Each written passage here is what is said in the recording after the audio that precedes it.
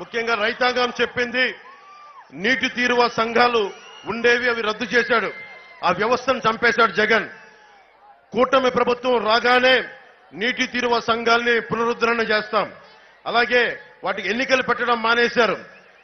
సంఘాలన్నీ కలిపి పూడికలు, కాలువలు, మరమ్మతులన్నీ చేసేవారు. గ్రామ సభలను పెట్టుకొని ఏ కాలువలకు ఏమేం చేయాలో నిర్ణయించుకునేవాళ్ళు. దానికి అవన్నీ లేకపోవడం వల్ల ఈ రోజున అన్ని రకాల వ్యర్థాలు వెళ్ళిపోయి పూడికలు లేక నష్టపోతా ఉన్న రైతాంగం.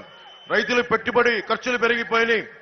ధవళేశ్వరం నుంచి అంతర్వేది వరకు ఉన్న పంట కాలువల్లో దారి పొడవున డ్రైనేజ్ కలవటం వల్ల పంట పొలాల్లోకి వ్యర్థాలు చేరి పంట నాశనం అవుతా ఉంది.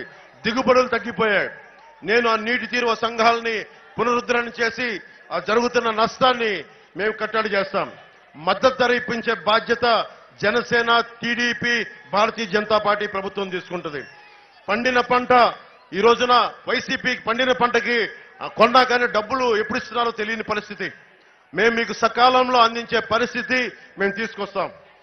జగన్ వచ్చాక దాదాపు 20,000 ఎకరాల్లో క్రాప్ హాలిడే ప్రకటించారు.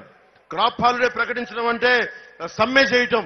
రైతు అన్నం పెట్టే రైతు సమ్మె చేస్తే మన చేతుల్లోకి, మన ప్లేట్లోకి ముద్ద రాదు. అలాంటి రైతు కష్టానికి కూర్చొని రావాల్సిన ఎమ్మెల్యేలు ఒక్కరు రాలా. ఇక్కడ కూర్చున్న రాపాక 5 ఎకరాల్లో, రాపాక వరప్రసాద్ గారు 5 ఎకరాల్లో ఇళ్లు కట్టుకున్నాడు. కానీ కోనసీమ రైతాంగానికి కన్నీళ్లు తోడటానికి మనసు రాలా. అలాగే కోఆపరేటివ్ సెక్టర్, ముఖ్యంగా రైతులకి వ్యవసాయ రుణాలు ఇచ్చే కోఆపరేటివ్ సెక్టర్ ని సంపూర్ణంగా చంపేశారు, నిర్వీర్యం చేశారు, భ్రష్టు పట్టించారు.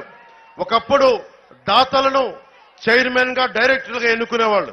ఆ ఎన్నికల వ్యవస్థని తీసేసి రైతాంగానికి ఏమాత్రం సంబంధం లేని, ఒక రైతు కష్టం తెలుసుకోలేని, తెలియని వ్యక్తి అయిన ఎమ్మెల్సీ అనంతబాబు అనే వ్యక్తిని మనకి ఈ అగ్రో సంస్థకి అగ్రో లోన్స్ ఇచ్చే కోఆపరేటివ్ చైర్మన్ గా చేశారు.